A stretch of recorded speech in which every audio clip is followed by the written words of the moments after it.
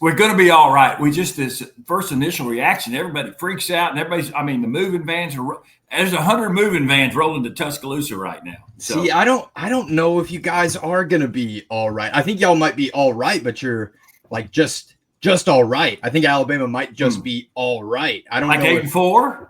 Yeah. Here's kind of the conclusion I came to after the game yesterday. Even if they do figure it out, and I think they will, I don't think, the wheels are going to completely fall off, but Kalen DeBoer is not going to ever win a national championship at Alabama. He is not the guy that can win a national championship at Alabama. They don't look ready. They don't look tough. They look soft. And look, I love Deontay Lawson from right here in Mobile, Alabama, but there's no way he's 100%. He looked like he was running about as fast as I could run on a football field. And that's not what you want from, your star captain and all that. And I know they're without Keenan, but I just don't think, you tell me if you think I'm wrong, Roger. I just don't think this coaching staff with Womack and all his weaknesses, like the dual threat quarterbacks and all that, I just don't think this coaching staff just isn't going to be able to get Alabama to the standard they're used to. Well, if you look at the sample size that we have right now, I think a lot of people would agree with that statement you just made, right? It's like, and I think there's an article on AL.com that like, hey, just get DeBoer out of there now. Just get him out. He's not the guy. Well, and I feel the same way about Hugh Freeze at Auburn too. I think Hugh Freeze is a great coach and he can build him up to a certain level, but I don't think he is a coach that can take him to the national championship. I think he'll get in the game and it'll be something else. But the thing with Alabama and losing to Gus Malzahn, here's a great point. And I read this somewhere and it made a lot of sense to me, right? So like Florida State, complete crap show last year, right? So Norvell knew he had to do something, right? Well, he did something about it. Well, Alabama was kind of in the same boat, right? Kind of struggled towards the end with that. We always showed some deficiencies, and everybody thought hiring Ryan Grubb would fix it. Well, I don't know. And the quarterback situation, I thought Ty Simpson was he any better than Milroe last year? I will tell you this. It's going to be crazy to say, but I almost think that Alabama probably would have won that game with Milroe yesterday, and I'll tell you why. And I wasn't a big Milroe fan, but I'll tell you, but I think Ty Simpson overall can be better. There were 3 or 4 situations in the game where it's third down or fourth down. They went to fourth down so many times where he had a chance to run the ball and he kind of ran through the hole and then he saw a guy and he threw it. It was incomplete. Where if he would have just ran the ball, it would have been a first down. Where Milroe would have run the ball. Yeah, I think there was a 4th and 7 where he tried to force it to Ryan Williams and he had 12 yards of clear grass right ahead of him. And Jalen Milroe would have turned that into a 40-yard run. Yeah, and it would have been different. But, and having him back, like Ty Simpson can run. He's not a running quarterback. But I do think he throws the ball well. I think the problem with Ty Simpson in the game is, dude, everything's a fastball. Everything is a fastball with him. It's like, dude, throw a touch. I tell you, Cade Klubnik threw a really nice pass to a running back. It's just nice, soft pass. If he can kind of – and those things are all correctable. Like Ty Simpson hasn't seen live bullets, right? He saw live bullets. It's the same thing. Jump subjects, but you talk about Arch finally seeing some live bullets. God, you talk about off the mark. Oh, God. But he's not bad. He's not – he's going to be okay. I would love to see what Andrew Luck was his first start as a quarterback. Maybe I go back and look he threw for 500 yards or something. Sure. But Arch Manning is going to be just fine. He just finally had some live bullets. See, you mentioned how Ty Simpson, he can run, and they mentioned it on the broadcast how he was the number 1 dual threat quarterback coming out of high school and all that. He didn't look that fast to me. Like he ran, he'd take off and run. He just didn't seem that fast. Like Nussmeier ran a little bit in that Clemson game, and I thought, why does it look like him and Ty Simpson run at about the same speed? And we clown on Garrett Nussmeier for being a pocket passer and a guy that can't run. And we say Ty Simpson, he's actually this dual threat guy. He's no Milroe, but he can do it. I just wasn't that impressed by the guy, to be fair. And Simpson? Yeah. I don't know. He can run. And here's the thing. I think he'll be able to run the offense. He's going to be fine. He's not. I think his upside's going to be a little better. He's just got to get a little film work and watch it. But I don't know if the plays were called right or something was wrong. They trying to force things. It just something was off in the offense. I don't know if it was scheme or if they prepared or they were surprised by the defense. You know, the new defensive coordinator at Florida State who came in and really they kind of dialed it in. And there was a point. So the game starts off right. Let's go back to the game. All right, let's walk through it. Everybody's excited, right? We're getting, let's go for Alabama, especially after they run it. They run it 10 times there in that first drive. Run it down Florida State's throat. They really only slowed up when they tried to pass the ball. Yeah, and then they kind of just completely got away from that. I was like, oh, here we go, Alabama. They're special this year. Florida State, they can't stop them. And then Florida State scored even quicker than Alabama did. Yeah. I mean, Alabama had the ball for what? 13 minutes in the first quarter, 13 minutes.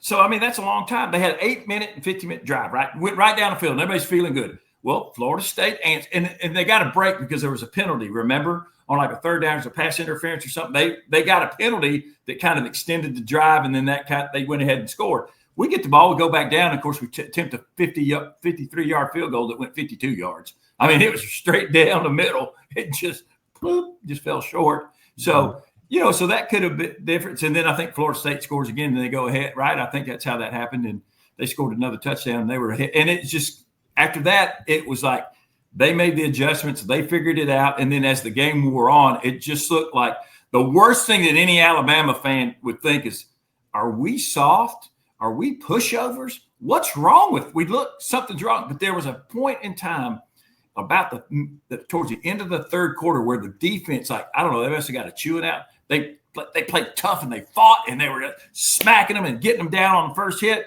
And then that just went away. And Castellanos, who all that stuff over the summer, I mean, I hate when people talk the talk and then they walk the walk. I hate that, especially when it's against my team. But, dude, talk the talk and just lived it. And the energy in that stadium was crazy. And Gus Malzahn, do I have to look at another pick? Gus Malzahn, golly. I mean, I got a picture. He said it feels like old times, Roger. Oh, geez, Gus Malzahn. I mean, can you believe it? He's run that stupid little simple high school offense that he's been running. I've seen that offense forever. It's the same thing. But figure it out. Stop it. Why can Kane Womack not stop an offense like this whenever they're running the quarterback? What is it? Is it in his scheme? Because we know that the players are talented. It's not like there's just a bunch of scrubs or two-star players out there. They're all 5 stars. So Florida State was running 3-3-5, right? They talked about that's all they could talk about. What is Alabama? What is Kane Womack's? Is he a 3-3-5 guy? Is he a 4-2-5 guy? Yeah, he's a 4-2-5 guy. 4-2-5 guy? Yeah, I mean 4-2-5 works and everything, but I'm like, I don't know. Saban's 3-4 defense worked pretty good, didn't it? Yeah. But, of course, Tim Keenan being out. Look, that didn't affect Alabama. I mean, to a degree, because they didn't – well, I mean, they did kind of run the ball, but they ran the ball with the quarterback. But when you look at the total amount of yardage, I think that Florida State only had like 340 – I mean, they didn't have – it wasn't like we gave up a bunch of yardage. It felt like we gave up 1,000 yards. But that's not the case. I mean, statistically, stats are for chumps, right? But if you look at the stats, the defense, I mean, it was only 300. What happened yards? Yeah, I think you got the stats. So I got the stats here. I got the stats here for you. So passing the ball, Florida State only 152 yards, only 9 of 14. They did not have to throw the ball. But then rushing the ball, 46 carries for 236 yards. Alabama's run defense just was non-existent. And then on the opposite side, for Alabama running the ball, 29 carries for only 87 yards, only averaging 3 yards a carry. And they completely got away from the running game literally after that first possession where they marched straight down the field. I just don't know why you would completely flip what is working. Well, what happens is because they were behind. Remember? I mean, Alabama scored, then Florida State scored, then we missed a field goal, then they started. So we were behind. And it's not time to panic. Right? You just stick to what you can do. But I don't know if the defense changed. They brought different kind of blitzes or we didn't adjust or something. But, I don't know why you would go away from it. But here's something interesting. First of all, Brailsford ended up being the hardest running back we had. Did he? I mean, the center, when he picked that ball up and ran. Tackles. Yeah, I think he was the toughest guy we had. And it's interesting, and somebody pointed this out to me, but Bernard and Brailsford, the two guys that came over for Washington, are the hardest. They're the hardest fighting guys on the team. I mean, you know what I'm saying? It's just the culture, man. It's the culture. They just are not a tough team. They're soft and they're slow, and that is not a good combination in the SEC or in college football in general. And then I also think, so this is kind of what pissed me off a little bit in that game. Not that I'm an Alabama fan, but if I was, I'd be furious. So whenever they scored their last touchdown to make it a 7-point game, 5 people all meet in the end zone to hit their choreographed touchdown dance. What the heck? No, that's what I don't get. You're already down. You're trying to be scrappy and get back in it, but you score a touchdown and say, hey, come on, guys. Here we go. And they hit their little dance together. I'm like, what are we doing? You need to hand the ball to the ref. There's nothing to celebrate, right? There's nothing to celebrate about. Nick, I wish you hadn't brought that up to me because I just threw up in my mouth. Holy because I guess I was just so oh my God. I think I was relieved that we scored that I really didn't even pay attention to it. But that would definitely be something that would make me very irritated. But now that you're saying that, I kind of recall they kind of got in there and tried to do their – what's going on, people? Let's get them. But what's interesting, and I saw this stat somewhere, I think this was on ESPN, it says fewest completions in a win over Alabama since 2008. So Florida State had 9 completions and won the game. Yeah. Michigan had 11 completions in the bowl game in 2000 last year, right? Oklahoma had 9 completions last year, and they won the game. So 3 all-time Saban classes. I mean, how many completions did Pavia have? It couldn't have been that many. Not many, but he had more than that, I guess. But it's just amazing that. So what do we? It's obviously. I mean, look, based off the Auburn game from Friday night, they might win the Iron Bowl 45-10, based off the way that they were running the ball. Pump the brakes. I get it, but there's still a lot of football to be played. And look, Alabama's not going to be as bad. They're going to fix themselves. Hopefully, they'll have a slump buster against Louisiana Monroe. But that's a flashback to 2007 with Saban. So we'll see. You want me to give you some depressing stats, Roger? No. Yes. Okay. Give me one. All right. I'm really mad about the celebration. That's something I don't know. No, I don't know why my group text didn't pick that up and say. Well, because I got old linemen. That's what we do. Well, and that's the difference. We bitch about celebrations. The coaching style and the culture. When did we see Kalen DeBoer just blowing a gasket and ripping into someone and spitting all in someone's face from cussing him out? He couldn't. He's shocked. He's in shock. He doesn't know what's going on. They showed his face on the sideline. He literally looked in shock. Like, I know. What in the heck is happening? Because we heard all this stuff out of this defense. It's going to be – I'm afraid it's going to be a long season. Yeah, I'm with you. I don't think we're going to go 2-10, but every game is – every Saturday is just going to be gut-wrenching. So, yeah. But there's still potential. Right. It's the first week. There's a lot – I don't want to overreact. People have a tendency to do that. Throw the ball. That's the thing. I don't think overreact, but I do. I don't feel like we are overreacting. But what you see, this is just not. Nick Saban would never have lost this game, and you can't necessarily compare Nick Saban to Kalen DeBoer. They're completely different, but they are both the most recent coaches of Alabama. So unfortunately, if you're Kalen DeBoer, you took the job. Mike Shiller wouldn't have lost this game. Sure, right. No, Brian Kelly wouldn't have lost this game. We got to talk about him. Here's your depressing stats for you. So since 2007, in games when Alabama was favored by at least 14 points, Nick Saban is 131-2. Kalen DeBoer is 4-4. Oh, well, you got to give it. Look, he doesn't have enough time. Give him more time.